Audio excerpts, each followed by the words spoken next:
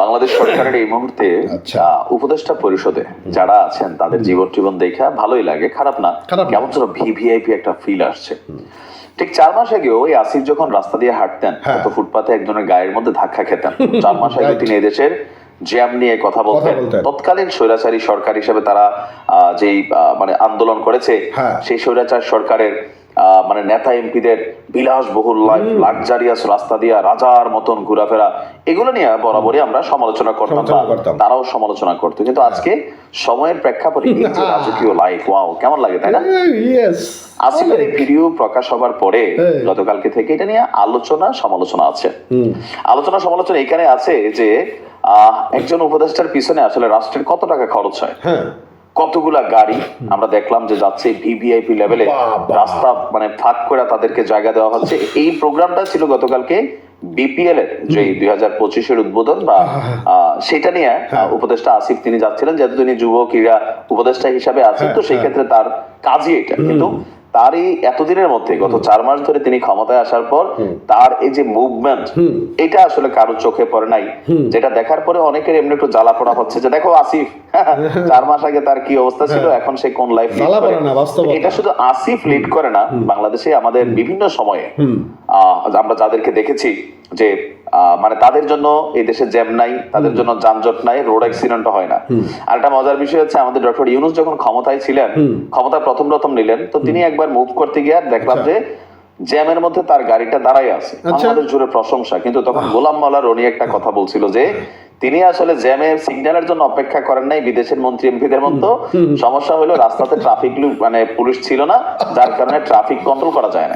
ঘটনাটা সত্য, কারণ আজকে আসিফরা বা নাহিদরা বা আমাদের বাকি যারা উপদেষ্টারা আছেন, তারা ঠিক ওই লেফটেই লিড করছেন যেটা একজন আওয়ামী লীগের মন্ত্রী গেল 4 মাস আগে তিনি লিড করতেন।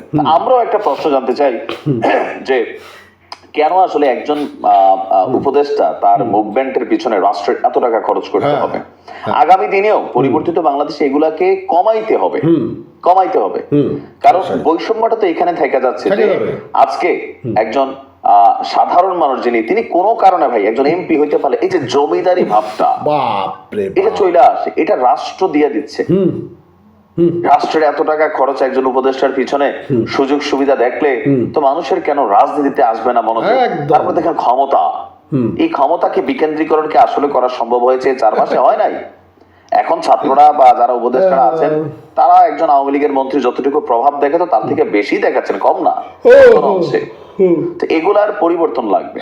আসিফদের এই লাইফটা এটা চিরাচরিত নিয়মে গত 53 বছর যেরকম ছিল এরকমই তারা পাচ্ছে, পাওয়াটা সমস্যা না। বাট ভিডিও গুলার সামনে আসলে অনেকে এগুলো নিয়ে আলোচনা করেন, সমালোচনা করেন যে নতুন বাংলাদেশ আসবে, সেখানে সাধারণ মানুষ থেকে ওইটাকে একজন প্রতিনিধি হয়ে সাধারণ মানুষের সাথে মিশবে, রাস্তায় জ্যাম থাকলে তারা জ্যামকে অ্যালাউ করবে, তাদের মুভমেন্টের জন্য সিনেমার মতন পুরো রাস্তার রোড ক্লিয়ার হইয়া তারা শো করে চলে যাবে, আর মানুষ জ্যামের মধ্যে ঘন্টার পর ঘন্টা বসে থাকবে। তারাই তো 4 মাস আগে এই জায়গাটাতে ছিল। আমরা মনে করি আগামী বাংলাদেশে একজন উপদেষ্টা ঘুরবেন, তার সাথে একটা গাড়ি থাকতে পারে, তিনি গুরুত্বপূর্ণ ব্যক্তি, একটা পুলিশি গাড়ি নিরাপত্তার জন্য থাকতে পারে। হ্যাঁ, কিন্তু এতগুলা গাড়ি, ভিভিআইপি মুভমেন্ট, তারপর হচ্ছে তিনি কেন রাষ্ট্রের যে জ্যাম যেটা আছে, তিনি যাবেন, তার অফিস করবেন, তো তার অফিসটা গুরুত্বপূর্ণ। আমরা যারা করছি এগুলো কিন্তু 53 বছরের চিত্র নিয়ে কথা বলছি, যে তার অফিসটা গুরুত্বপূর্ণ, রাস্তাতে ভিআইপি আসতেছে, ট্রাফিক পুলিশ সিগন্যাল দিয়ে রুট ক্লিয়ার করতেছে, তা আমাদের অফিসটা কি গুরুত্বপূর্ণ না? আমরা অফিসে 10 মিনিট লেটে গেলে, 20 মিনিট লেটে গেলে আমাদের বেতন কাটে, চাকরি হারাই। এখন এই জ্যাম দূর করার দায়িত্ব তো তাদেরই, যারা রাষ্ট্র ক্ষমতাকে নিয়ে বসে আছে। তারা যদি করতে না পারে, আমজনতা যেভাবে সিগন্যালে দাঁড়াই থাকে, তারাও দাঁড়াই থাকতে হবে। এইটা যতদিন মেক শিওর করা না যাবে, তারা বেরোলে, মন্ত্রী এমপিরা বেরোলে রাস্তাতে ক্লিয়ারেন্স থাকবে, শো করে চালা যাবে, 5 মিনিটের রাস্তা 5 মিনিটে মিল হবে, আর আমরা গাড়ির চাপা খাবো, জ্যামের মধ্যে আটকাই থাকবো। এই পরিবর্তনটা, এই বৈষম্যটা আসলে কবে দূর হবে? ইউরোপ আমেরিকার আমরা যেসব দেশে বসবাস করি এগুলা নাই, এই কারণে এরা উন্নত। একটা কথা আছে, যে যায় লঙ্কায় সেই হয় রাবণ। এগুলো থেকে বের হওয়ার জন্য আসলে কি কোনো কথাবার্তা আমাদের সরকারের পক্ষ থেকে আসছে? আর আসিফের এই ভিডিও দেখা যাদের গাত্রদাহ হয়েছে, আমি বলতে চাই দেখেন এটা নতুন কিছু না, হয়তো এই ভিডিওটা কালকে যারা মানে যে পত্রিকা থেকে আসছে খুবই লাক্সারিয়াসলি ভিডিওটা কভার করছেন, তো এটা নিয়ে আসলে তখন অনেকের মধ্যে মনে হয়েছে কারণ আসিফ একটা মধ্যবিত্ত পরিবার থেকে উঠে আসছে, তার এই লাইফটা আমাদের কাছে ভালো লাগে না, কিন্তু এখন কোন মন্ত্রীর ছেলে করতো, অমুক গ্রুপের মালিকের ছেলে করতে, এটা আবার আমরা মাইনা নিতাম। এই যে আমাদের মধ্যে একটা গোলামি মেন্টালিটি আছে যে আমরা আমাদের সাথে থাকা লোকটা হাইয়েস্ট কোন পজিশনে যাওয়া, হায়ার কোন অবস্থান তৈরি করা, এটা আমরা ভালো লাগে না। দূরের মানুষ হোক, অমুক চৌধুরী সাহেবের ছেলে হবে, ডাজন্ট ফ্যাক্ট। এই মেন্টালিটি থেকে বের হয়ে আসতে হবে।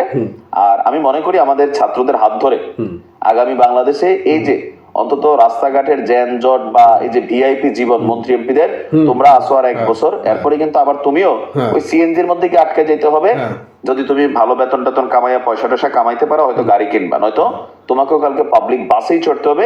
সুতরাং রাস্তাটাকে ক্লিয়ার করা জরুরি, যেন আগামী দিনে বিএনপির এমপি মন্ত্রী এরকম ভিআইপি প্রটোকল নিয়ে ঘুরতে গেলে তোমরা প্রশ্ন তুলতে পারো। এখন তোমরা যদি এই লাইফটা লিড করে যাও, তো আগামী দিনে বিএনপির এমপি মন্ত্রীরা আইসো বা পরে যারাই আসে, জামাত আসুক, বিএনপি আসুক, যেই আসুক, তারা তো এগুলাই করবে।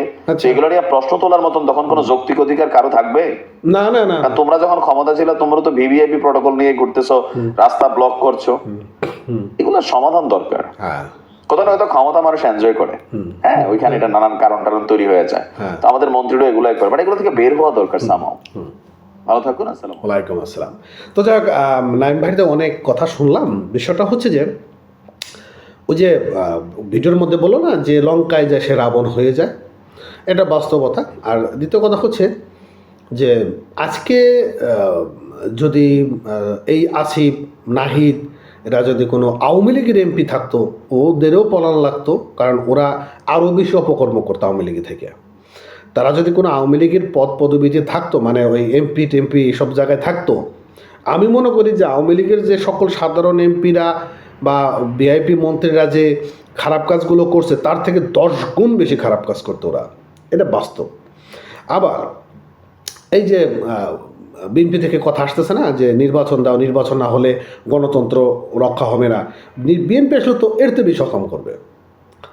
আর জামাত ক্ষমতা আসলে তো আসলে কি বলবো, মানে জামাত তো এরা তো দেশে ইসলামিক আইন করতে যায়, ইসলামিক ভালো মানি, কিন্তু ইসলামিক আইন করতে যায় সাধারণ খেটে খাওয়া যে সকল নারীরা রয়েছে তারাও বিপদে পড়ে যাবে। খুব সমস্যা। ভালো থাকেন।